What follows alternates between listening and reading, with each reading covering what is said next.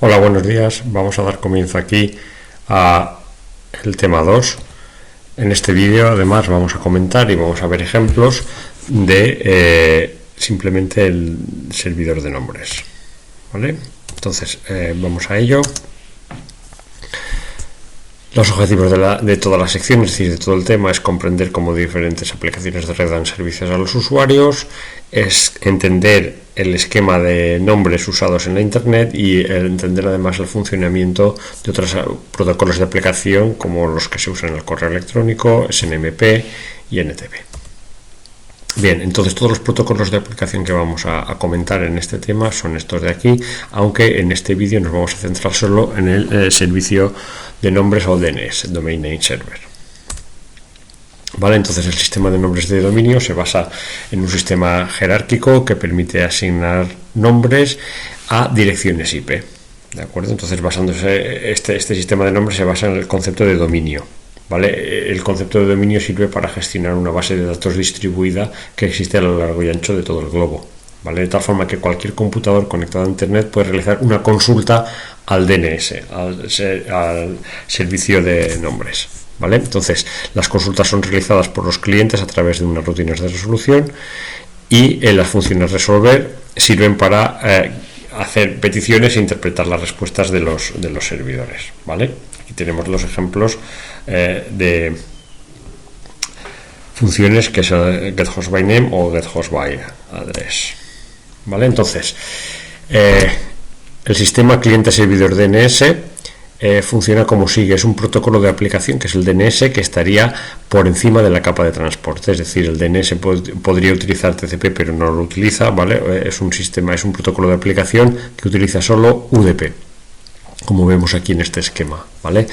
Al igual que hay otros protocolos de aplicación, no los vamos a estudiar todos, pero bueno, hay muchos otros protocolos de aplicación. El DNS, que es el que nos ocupa, utiliza la capa de transporte exclusivamente el servicio UDP, de tal forma que las peticiones de los clientes viajan en datagramas UDP al DNS local.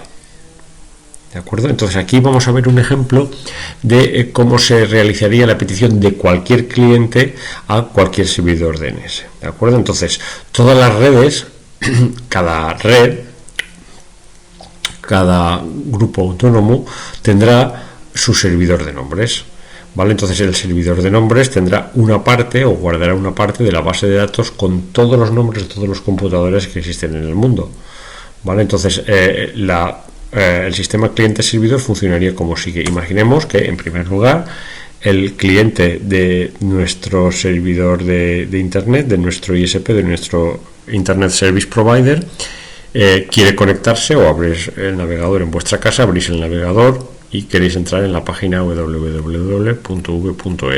Esta aplicación, el navegador, la aplicación, digamos, mandará, utilizando UDP, mandará un datagrama al DNS del Service Provider, ¿de acuerdo? Y por tanto eso generará una búsqueda en el DNS del Service Provider, ¿de acuerdo? Si la dirección buscada o el nombre buscado estuviera dentro de la base de datos, del segmento de la base de datos que contiene el ISP, pues directamente nos daría la respuesta. Pero si no está, como es el caso, puesto que si vosotros estáis en vuestra casa, estáis conectados en la red del Service Provider y por lo tanto esa red no es la misma que la de la universidad, ese dominio no es el mismo que el de la universidad, por tanto ese dominio no estará en la base de datos, a menos que esté en la caché por búsquedas anteriores, no estará en la base de datos del Service Provider. Y por tanto lo que hace el Service Provider es directamente, si no está en la base de datos local, lo envía la petición o reenvía esta petición a uno de los servidores DNS raíz. Bien, el DNS raíz no responde directamente, puesto que los servidores DNS raíz no tienen todo, sino que simplemente le va a indicar al DNS del ISP cuál es el servidor primario al cual debe buscarlo. En este caso el servidor primario es .es. Con lo cual el DNS, el cuarto paso, lo que hace es preguntarle al servidor DNS.es cuál es la IP que está buscando. A su vez, el servidor primario.es le dirá: yo no lo tengo, pregúntale al servidor secundario uv.es. y efectivamente el servidor DNS del dominio v.es, que es la máquina esta que veis aquí, 147.156.1.1, ese sí que lo tiene. Por lo tanto, cuando el DNS del ISP haga su tercer intento preguntando a este servidor DNS, sí que lo va a tener en su base de datos local y por tanto le va a decir cuál es la IP de esta dirección, y es cuando el DNS del ISP responde al cliente que le ha realizado la petición. ¿De acuerdo? Entonces es una búsqueda jerárquica, ¿vale?, por diversos servidores de distinto nivel hasta encontrar el servidor que contiene la base de datos o el segmento de la base de datos que contiene la dirección que nos interesa. Bien, la consulta al DNS, aquí vemos, se puede hacer un SN lookup, ¿vale? Este simplemente es una transparencia, pero vamos a abrir aquí una terminal y vamos a hacerlo en directo en ese lookup. Por ejemplo, vamos a poner una máquina de la universidad, por ejemplo, www.v.es, y nos dice aquí quién es el servidor de DNS de nuestra red. El server es quién es nuestro servidor. En este caso, como yo estoy en mi casa, es 127.0.0.53 porque estoy en una red wifi, ¿vale? Y nos está diciendo que el servidor www.v.es, la máquina esta, es en realidad la dirección 147.156.200.249 y además nos está dando la dirección IPv6 también de esta máquina. ¿De acuerdo? Bien. Entonces, DNS participa de dos conceptos, o está compuesto de dos conceptos que son totalmente independientes. Por un lado, la sintaxis del nombre, y por otro lado, la implementación de la base de datos, ¿vale? En cuanto a la sintaxis del nombre, pues se define el nombre de dominio como una cadena de 255 caracteres formada por etiquetas separadas por puntos, ¿vale? Y que además estas etiquetas están agrupadas de forma jerárquica por niveles, de tal forma que el nivel superior es siempre la derecha, es la parte de la derecha, ¿vale? Entonces cada dominio es un índice en la base de datos de DNS, ¿vale? Así, por ejemplo, robótica.v.es son tres etiquetas, la del primer nivel o del nivel superior es .es, la del nivel secundario es v y la del nivel inferior es robótica, ¿vale? Entonces, además, un nombre de dominio puede representar simplemente un host, ¿de acuerdo? Bien, entonces en nivel superior, en nivel absoluto superior o nivel raíz, los dominios se clasifican simplemente en geográficos o en genéricos, ¿de acuerdo? Entonces aquí tenemos el árbol de clasificación. Los genéricos pueden ser .edu si son instituciones educativas, .com si son comerciales, .mil si son militares del gobierno de los Estados Unidos, goves del gobierno de los Estados Unidos, organismos del gobierno de los Estados Unidos, .net si son redes, organizaciones si son organizaciones distribuidas, y luego está la distribución por países. Bien, estos son, como he dicho, los nombres de dominio de primer nivel, level domain, ¿de acuerdo? Y luego tenemos el tema de la delegación de autoridad, es decir, la organización que posee un nombre de dominio es una zona de autoridad, ¿vale? Entonces, la solicitud de registro, es decir, tú tienes que conseguir un dominio, ¿vale? Hay que realizarla siempre a una autoridad competente que está distribuida o bien por países o bien en el organismo de Naciones Unidas, ¿vale? Entonces, para registrar o en la solicitud de registro es necesario identificar dos máquinas. En este caso, el DNS de la Universidad de Valencia es la 1.1 y la 1.3, ¿de acuerdo? Y la autoridad de dominio top level domain.es es el SNIC, ¿de acuerdo? Bueno, aquí tenemos lo de la delegación de autoridad, que a su vez el administrador de un dominio puede delegar un subdominio. Así, por ejemplo, la v.es puede delegar en el departamento de informática, pues informática.v.es, ¿de acuerdo? Bien, entonces hay que tener en cuenta que el DNS es un servicio de aplicación, ¿vale? Y por tanto un dominio o subdominio no tiene por qué corresponder topológicamente con una red o con una subred IP, ¿vale? Y tampoco tiene por qué corresponder geográficamente, aunque es lo más normal. Lo más normal es que ocurra, ¿vale? Bien, entonces cada entrada en la tabla de un DNS contiene información no solo de las direcciones IP, sino además de un registro de recursos que son 5 campos, ¿vale? Entonces, cuando un cliente da un nombre de dominio al DNS, lo que recibe son los recursos asociados a ese nombre, ¿vale? Bien, puede recibir toda esta información, no solo el State of Authority, sino el name server, el address, el nombre canónico verdadero, si es un correo o no, cualquier texto adicional que hayan puesto, un apuntador, etcétera, etcétera. Hay mucha información que puede almacenar un registro de la base de datos del DNS, ¿vale?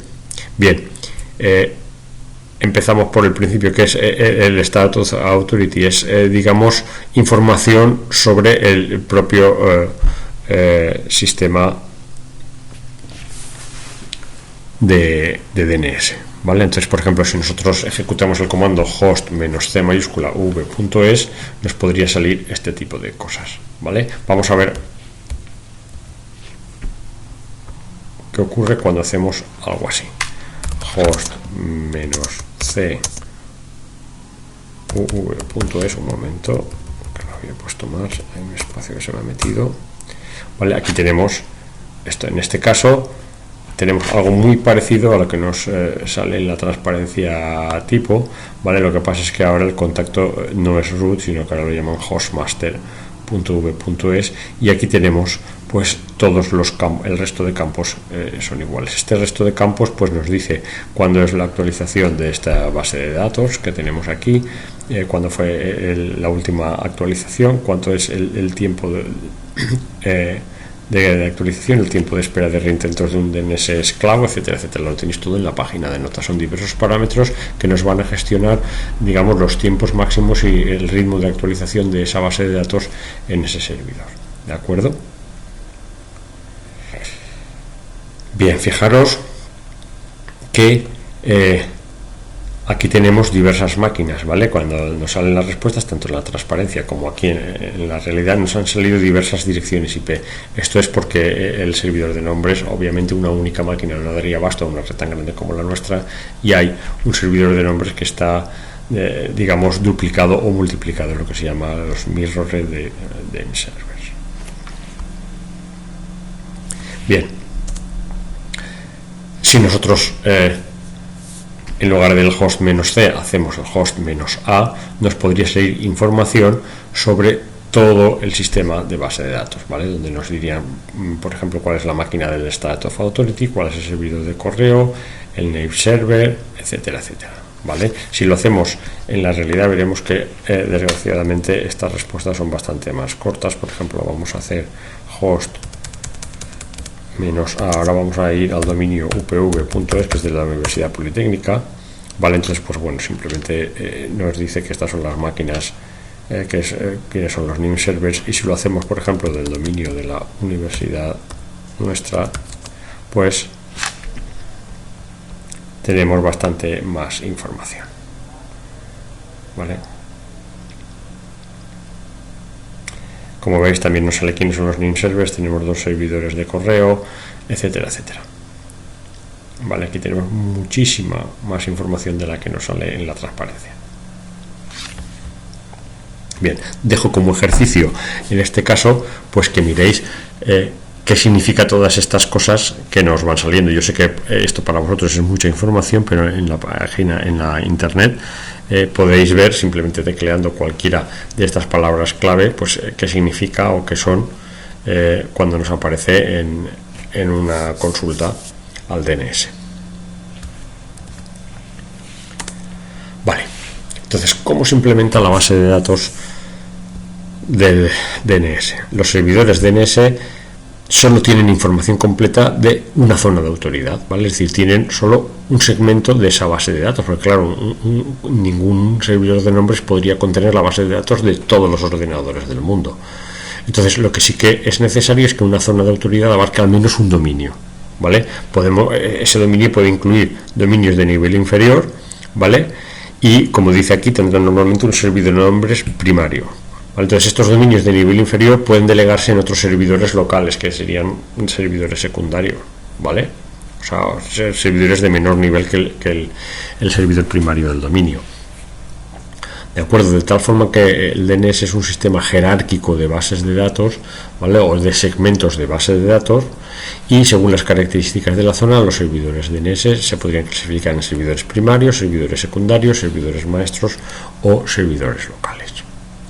En la página de notas tenéis especificado cuál es la diferencia o qué es lo que hace cada uno, ¿vale? Bien, entonces las direcciones de los dominios superiores no se incluyen en el DNS porque no son parte del propio dominio, ¿vale? Y como hemos comentado antes, para consultar hosts externos, siempre, si no está en la base de datos local, el servidor primario de la base de datos, servidor primario del dominio, perdón, lo que hace es consultar los servidores raíz, ¿vale? Que todos los servidores tienen siempre su base de datos y además un fichero de configuración del sistema que contienen los servidores raíz. ¿Vale? Entonces estos servidores RAID ya van a proporcionar referencias directas a los servidores de dominio de primer nivel, de segundo nivel, etcétera, etcétera, como hemos visto antes. Este es el ejemplo que hemos visto antes gráficamente, pero puesto en texto. ¿De acuerdo? Y esto es todo con respecto al sistema de gestión de nombres, o DNS, Domain Name Server, o servicio de nombres. Espero que os haya gustado.